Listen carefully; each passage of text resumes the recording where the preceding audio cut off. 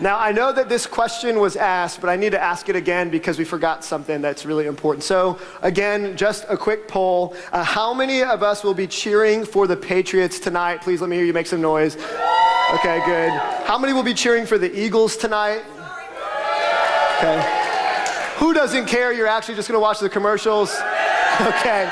Glad to hear that. Good, good. Well, I don't really have a dog in the hunt either. I think I'm kind of open to just wanting to see a good game. But I do believe in the power of Scripture. And so I kind of searched this week, did a little bit of study, and I looked for any Scripture I could find with the term patriot in it, and I could find absolutely nothing at all. But this verse did come up, and it's out of Isaiah, which is a prophetic book. Just going to put that out there. And it says this: "Yet those who wait for the Lord will gain new strength. They will mount up with wings like, and they will run into the end zone and not get tired. They will walk and not become weary." I'm not saying I'm saying anything, but hey. All right, I promise you that'll be the only time I take Scripture out of context this morning. All right, how about that? Hey, we're in a new series today titled Jesus Is, rather continuing a series called Jesus Is. We are in week 5 of that series. And if you're new with us and kind of just jumping in, maybe it's your first Sunday or it's been a long time since you've been back with us, we've been really looking at the life and the narrative and the story of Jesus from the eyewitnesses who knew him best. People like Matthew and John, and people like John Mark, who wrote the Gospel of Mark, which was dictated to him by Peter, who walked with Jesus, and then Luke, a historian, who looked at all of the accounts of eyewitnesses and said that he studied these things closely and put together a chronology of the life and times of Jesus. And the reason that we've been doing that is because from January 1st to April 1st, there are exactly 90 days for us until we get to Easter. And in 90 days, we can read one chapter from Matthew, Mark, Luke, and John, just one chapter from the book each day, spend about 15 minutes doing that. And by the time we get to Easter, if you've been reading along with us, you will have read every single chapter, every single word that was found in those accounts in Matthew, Mark, Luke, and John. And part of the reason why we think this is so important is because all of us, we carry baggage, right? We've got baggage from our past, baggage from our religious upbringing, baggage from the rituals that we had, baggage from relationships that we had that impact the way that we think about and talk about and perceive God. And while some of those things might be great, let's be honest, some of the reasons why we struggle with faith and have thought about leaving faith or have even left faith perhaps is because of some of those things that have been so difficult for us to wrap our mind around. And so we've been asking this question: what if we just check all of that baggage at the door and reintroduce ourselves to the person of Jesus through the people that knew him best? And so this week we read through Matthew chapter 28 to Mark chapter 5. That's what we studied. And as we've been going through each chapter, what we've been reminding ourselves of every single week is this, is that if you want to know what God is like, Jesus is the starting point. If you want to know what God is like, Jesus is the starting point. That unlike any other religion that exists in the world, Christianity gives us the image of God in the person of Jesus. That when we see Jesus' life, it is directly connected to the character and nature of the God that we believe in. So if Jesus says it, God says it. If Jesus believes it, God believes it. If Jesus does it, then that's the way that God acts as well. I love how Tim Keller puts it. He says Jesus himself is the main argument for why we should believe Christianity. Not relationships, not rules, none of those things. Jesus himself is the main reason why we should either believe or not believe Christianity. What we believe about Jesus is going to have a profound effect on what we believe about God. And if you're like me, you grew up in a religious background or a religious household where maybe you weren't taught that. What you were taught is religion or following God was really about keeping the rules, right? It was about doing the right things. It was making sure you checked off the box on all of the things that needed to get done. And for many of us, rules were the ways that we think about religion. Rules are the way that we think about God. And to be honest, rules aren't always bad, right? Like some of us need to hear that. Rules aren't always bad.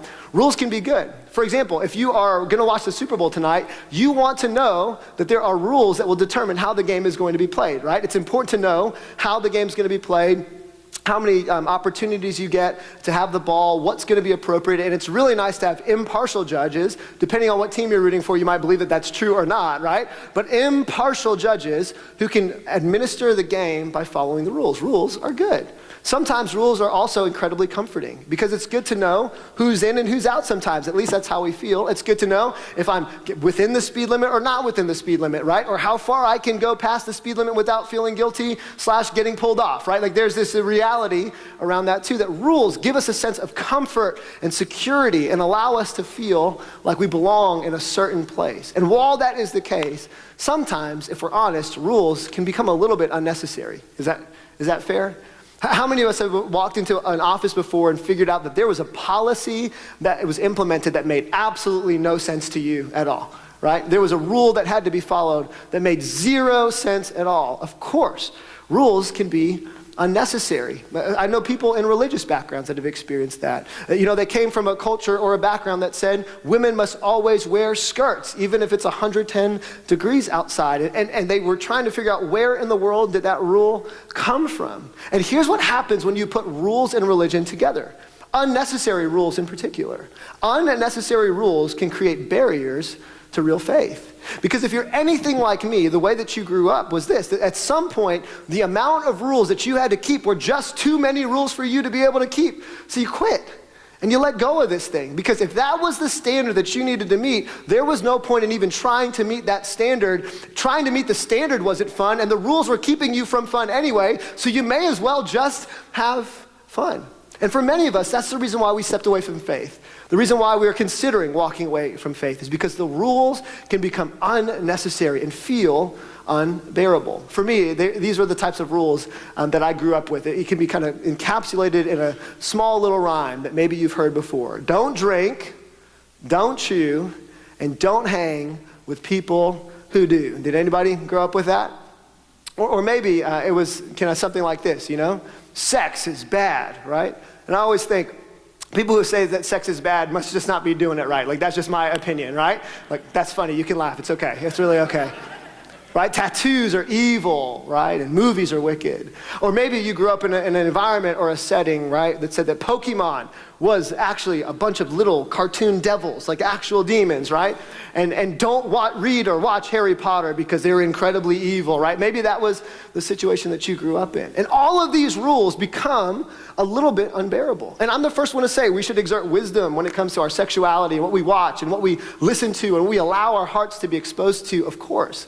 But when those rules replace a relationship, when those rules come with a what and a how, but not a compelling why, we just begin to get exhausted. And maybe you didn't grow up in a Christian home, or you didn't grow up in a church environment or a religious environment, and you didn't even know that those were the things that, people in Christian culture have to grow up with and deal with. But I do know this, that based upon studies by Dave Kinnaman and Gabe Lyons, who surveyed Americans who are not Christians, they asked them this question: what are the 3 words that come to mind when you think about the church or Christian people? And the 3 words that came to mind were anti-gay, hypocritical, and judgmental.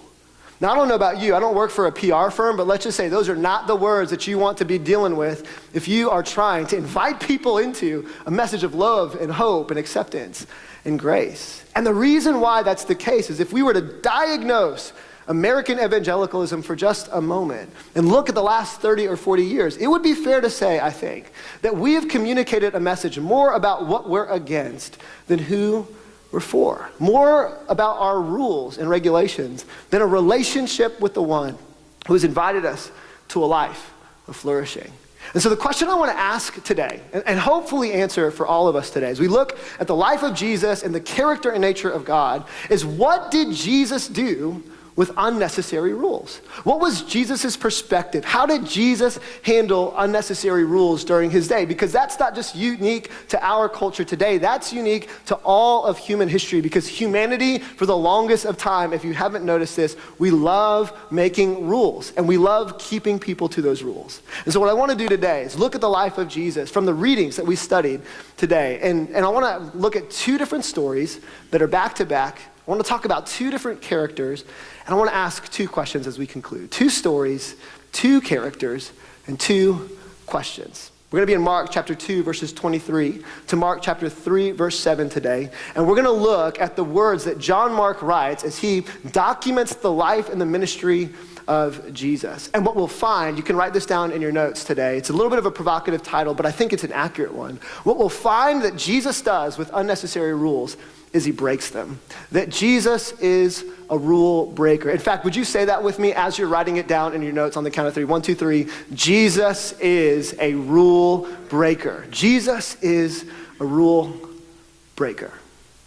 One Sabbath day, as Jesus was walking through some grain fields, his disciples began breaking off heads of grain to eat. Now, Sabbath was a weekly day set aside for rest and worship. It had been given to the followers of God in Exodus and in Deuteronomy around ways in which they should have work and rhythm to their life. And God, because he loves his people, said what would be best for you, knowing our tendency to be workaholics, said that we ought to work for 6 days and rest for one. Work for 6 days and rest for one. And so the Sabbath was significant to the Jewish community. It was a really, really big deal. They loved the Sabbath, and it meant the world to them. But the Pharisees said to Jesus, "Look, why are they breaking the law by harvesting grain on the Sabbath?" So here's the storyline. Jesus is with his disciples, with his followers. They're walking from one place to another. They're hungry. It's Saturday. They need something to eat. And as they go through the field, they're going and they find some grain. And to grab the grain, what they've got to do is take it with their hands, peel it away to get to the good stuff. And the Pharisees are so weird that they follow Jesus and they continuously want to find ways to catch Jesus doing something wrong. So while his disciples happen to be in a grain field, so are the Pharisees. And the Pharisees kind of run up on the scene, right? They are the rule-keeping police. That's who they are. And they say, "Why are you breaking the law on the Sabbath?" Pharisees, this is our second character. We're going to look at Jesus and the Pharisees today. Pharisees were religious elites and lawyers who were known for their rigid rule-following and rule-making. What God had intended the Sabbath to be, a day of rest and relaxation with family and friends, the Pharisees, these lawyers, these religious lawyers during the day, had turned into a series of unbearable, unnecessary rules. So God's principle of take a day off and rest and relax with your family became to the Pharisees an opportunity for them to heap rule upon rule upon rule upon rule. In fact, I want to just read to you the list of rules that the Pharisees, these religious lawmakers, added to God's original law, just so you can imagine how incredible it was. There could be no planting, plowing, reaping, gathering, threshing, winnowing, sorting, grinding, sifting, kneading, cooking, shearing, scouring, combing wool, dyeing, spinning, warping, weaving, threading, separating, tying, untying, sewing, tearing, trapping, slaughtering, flaying, curing, smoothing, scoring, measuring, cutting, writing, erasing, building, demolishing, extinguishing a fire, lighting a fire, we didn't start the fire, applying the finishing touch, or transferring on the Sabbath. And all of those rules had rules for those rules. And so the disciples are hungry, and they want something to eat. And so they go through the field, and they picked the grain. Something that God actually said they were permitted to do on the Sabbath day in the book of Deuteronomy. But the Pharisees were so passionate about their man-made religious rules. They loved their rules, and so they wanted to catch Jesus in the act. So Jesus looks at them and he tells them a story in Mark chapter 2, 25 and 26, where he explains to them the principle behind the law, that it's not about the letter of the law as much as it is the spirit of the law. And then Jesus in verse 27 says something so profound and so compelling, we've got to pay attention to it because it was incredibly offensive to the Pharisees. If there was a crowd around the Pharisees when Jesus said these words, everyone would have been like, oh, I mean, it would have been on YouTube, it would have been a really big deal, all right? It would have went viral. This is what he says in verse 27. Then Jesus said to them that the Sabbath, this day that you continually heap all of these rules on so you can feel better about yourself, all these man-made religious rules that you have put in place to help you know who's in and who's out, the Sabbath was made to meet the needs of people and not people to meet the requirements of the Sabbath. And then he goes on to say something even more offensive. A declaration that you and I have to catch. He says this in verse 28. So the Son of Man is Lord, even over the Sabbath. In other words, God is saying, my rules, the ones that I want you to follow, the ones that matter the most to me, my rules are meant to be a blessing, not a burden. My God-made rules matter way more than your man-made ones. And in case you missed it, I'm God. And you are not. The Pharisees would have walked away upset and frustrated and angry. Because here's the thing about Jesus, is that Jesus kept every single rule that God had made perfectly, but he did not stop for 1 minute to try to earn the approval of a man-made religion that was not his in the first place. What Jesus does in Mark chapter 2 is somewhat offensive, of course, but in this moment, it's just the followers of Jesus, his disciples, and the Pharisees in a field. It's not like there's a bunch of people there. But what he does in Mark chapter 3, it changes the game. It would be as if Jesus walked into your home, stepped on your traditions, and said, the traditions that you carry are a waste of time. It's exactly what Jesus does in Mark chapter 3, because he goes to the Pharisees' home turf, their home field. And this is what we find in Mark chapter 3, verse 1. Jesus went into the synagogue again, and he noticed a man with a deformed hand.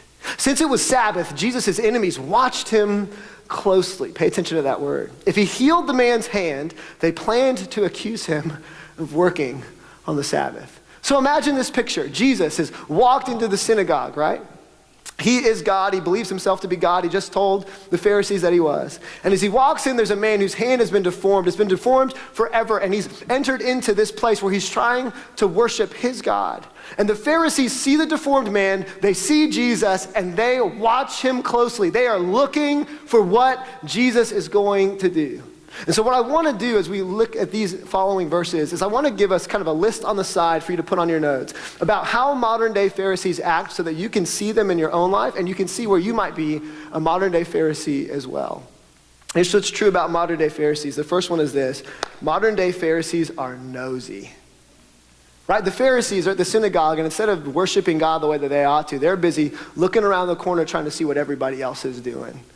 They're taking stock and comparing against all of the people that are coming in to worship God instead of minding their own business. Modern day Pharisees tend to be nosy people who are way too busy with your life instead of their own personal one. The second thing that's true about modern day Pharisees is that they're critical. Right? The reason why they're looking at Jesus is because they want to see what Jesus is going to do. Because if he heals the man, they think they've got him caught, that he's going to break the law, and they're going to prove him wrong and show that he's not who he says he is. And man, do modern day Pharisees today love to be critical about things. Modern day Pharisees look like people that write blog posts about people they don't know or leave comments on posts instead of having upfront conversations. Modern day Pharisees are people who write critical notes about church and put them in the offering box, but don't put their name on them because they want to remain anonymous. And you might be saying, Colin, that's very passive aggressive of you. No, it's aggressive. That's what it is. Let's just call it what it is. But that's what modern day Pharisees are. They're critical. They love their rules. They love their laws, and they want everyone to know how good they are and how much better they are than the people around them. Verse 3, Jesus said to the man with a deformed hand, come and stand in front of, and I love this word, everyone. So Jesus isn't about to just heal this man's hand or deal with this man in private. It's in the middle of the synagogue. It would be as if there was someone here who had a deformed hand, and I brought them right to the front row and sat them right here so that everyone could see. And you've got to imagine that in this moment, no one is doing anything but paying attention to what is about to happen. There's a man with a deformed hand, and there's a man named Jesus who people know is a healer, and he is in the room. And so all of the eyes are fixed on what Jesus is about to do. Hey, man with the deformed hand, come stand in front of everyone. And so all the eyes are peeled and focused on what Jesus is about to do. And the Pharisees are probably in the corner with their arms crossed, getting ready to make their move, getting ready to be the spiritual police who know the rules that are going to catch this carpenter man named Jesus. And Jesus turned to his critics and asked this question: does the law permit good deeds on the Sabbath? Or is it a day for doing evil? Is this a day to save life or a day to destroy it? But they, the Pharisees, the critics, the nosy ones, they wouldn't answer him. And here's why I think they wouldn't answer him. Because every single time Jesus asked the Pharisees a question, the Pharisees got it wrong, and Jesus put them in their place. I think maybe they had learned their lesson by this point. Or maybe the reason why they didn't answer the question is because Jesus had been teaching to love the Lord your God with all your heart, with all your soul, with all your mind, and all your strength, and to love your neighbor as yourself. And he would say that all of the law and all of the prophets, meaning everything in the Old Testament, all of the law and all of the prophets, everything that you've grown up in your Jewish tradition, they hinge on this idea of loving God and loving people. And would it be loving to heal this deformed hand on this man, even if it's the Sabbath? So Jesus looked around at them angrily, and he was deeply saddened by their hard hearts. You know, I love this about Jesus because it tells us so much about God's heart. I think it'd be so easy to make the Pharisees out to be the villains, to be these terrible people, right? But if we're honest, all of us are Pharisees at different points. Some of us love keeping our rules. We love being able to compare our lives against our siblings and see how much better we are than them, right? We love being able to go to holiday events and walking out thinking, thank God I'm not like those people, right? We love those moments in our life. And Jesus doesn't just meet the Pharisees with anger, although he's angry, but he meets them with compassion as well. The text says that he looked at them angrily and was deeply saddened. It means that God looks at rule-keeping people who are rigid and who have not experienced his love with anger at them because of the rules that they create that make it hard for people to experience the love of God, but also with deep sorrow because he desires for them to be in a relationship with him. And he said he looked at them angrily and was deeply saddened by this word, their hard hearts. Hard hearts are prideful hearts. Hard hearts are stubborn hearts, which leads us to the third reality of a modern day Pharisee. They love policies more than people. You see, for the Pharisees, they could not be enamored or find wonder in the fact that a man was going to and had the power to heal another man's hand. That was not what they were moved by. They were more concerned by the time of day than they were the one who was right in front of them. He looked around at them angrily and was deeply saddened by their hard hearts. Then he said to the man, hold out your hand. So the man held out his hand and it was restored. And I'd like to say, at once, the Pharisees were blown away by the miracle that they had just witnessed. The Pharisees were taken aback by the compassion and power and supernatural ability of this man named Jesus. But that's not what happened. Because that's not what Pharisees do. It's not what religious rule keepers do. They do something. They just don't do that. At once, the Pharisees went away and met with the supporters of Herod to plot how to kill Jesus. See, Pharisees, they love rules more than results. They're more concerned with worship style than they are who's coming to faith. They're more concerned about Bible translation and the version that's used than whether or not people are hearing the message clearly. They're more concerned about the smaller things than the weightier things like love and righteousness and justice and mercy. And they love keeping their power more than they care about experiencing the power of God. And so the Pharisees, who knew better, the Pharisees who would be considered church people, plotted with people they despised, supporters of Herod, people that they considered during that day to be people who had committed treason against the religious law, people who they looked down on. They were willing to join forces with those people to make sure that they could kill the one who had disrupted their power and disrupted their comfort. I love how John MacArthur puts it. He says, the more religious people are, the more proud they are of their spiritual achievement. The more we become people that like to check boxes and feel good about ourselves, what we're doing and not doing, what we're watching and not watching, what we're allowing in our lives and not allowing in our lives, the more time we spend comparing ourselves against others, the more we spend time pointing the finger at what's wrong with culture, not realizing that there are multiple fingers pointing back at us, the more pharisaical we become. And listen to this. This is what happens. The more resistant they are to the gospel of grace. See, the world wants to run on rules, and God invites us into a world of grace. Unmerited love, unmerited favor, where we can't do enough to earn his love, because God has already done it for us. The operative word in the Christian life is not the word do. It is the word done. That Jesus has done it for you. That it's all his grace. It's all his love. And while the Pharisees conspired to kill Jesus, the crowd was inspired and followed Jesus. Mark 3:7, Jesus withdrew with his disciple to the sea, and a great crowd followed. A great crowd followed from Tyre and Sidon and Jerusalem and Galilee, from all over. They came to meet this man who healed. They came to meet this man who gave grace. They came to meet this man where it didn't matter if you were black or white or gay or straight or Jew or Gentile or rich or poor. It didn't matter who you were. There was room at the table to follow Jesus. And when you experience the love of Jesus, the desire to keep his rules would come because it wasn't out of a need to follow his rules to get his love. It was because of his love that you wanted to follow his rules, because his rules would give us a life of blessing and not one of a burden. Jesus is a rule breaker. He broke every single one of the man-made religious rules that have tried to hold us captive.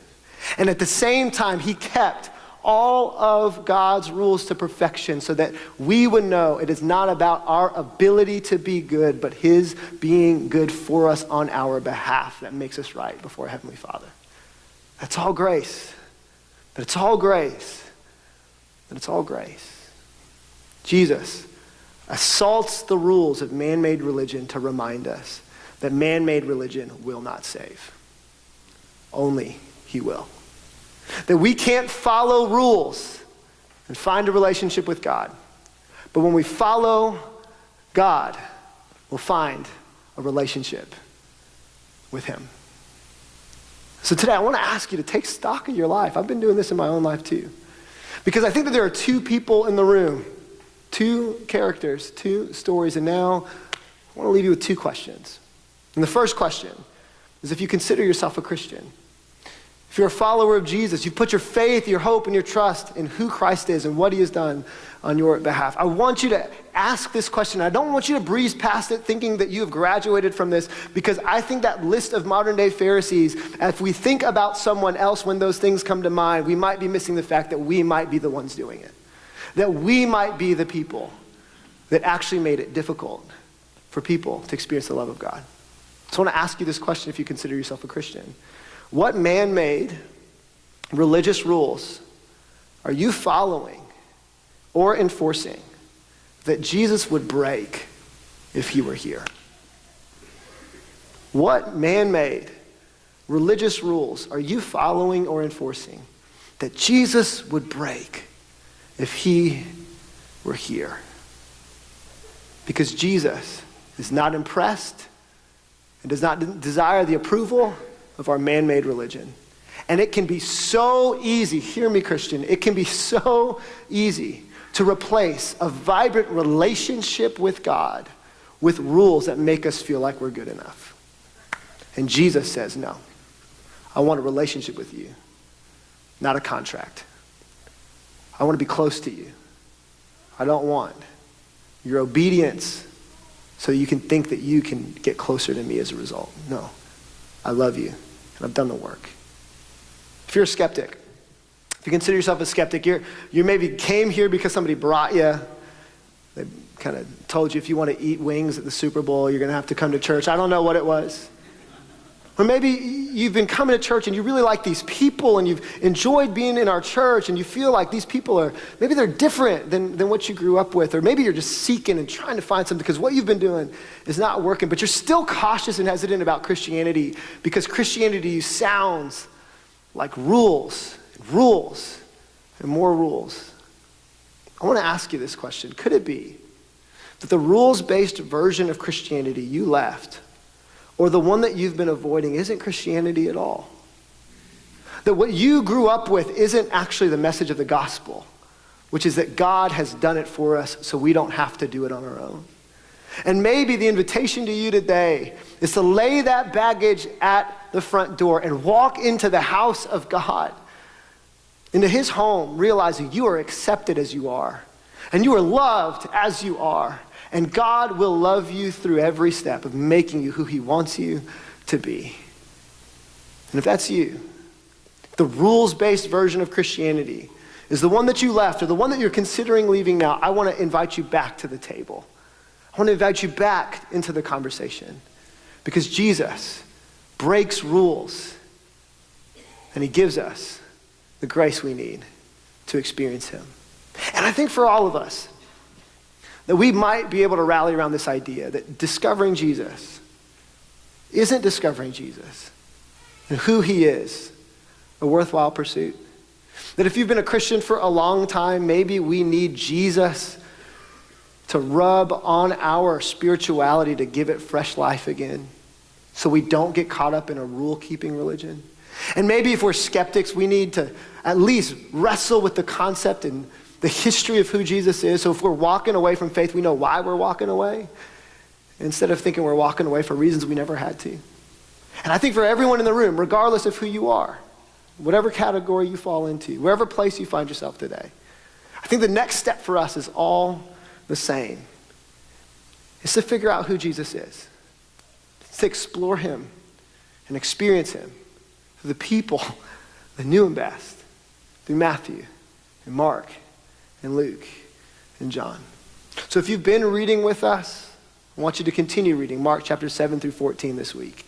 And if you have not been reading with us, or if you fell off the bandwagon, jump back on and read Mark chapter 7, one chapter a day through 14 this week, and allow the words and the person of Jesus to remind you of who God really is. Join a community group, go to that table, meet with community group leaders, and get connected in a smaller gathering where you can have honest conversations about what you believe and what's hard to believe with a group of people that are walking that journey with you. And together, let's discover who Jesus is.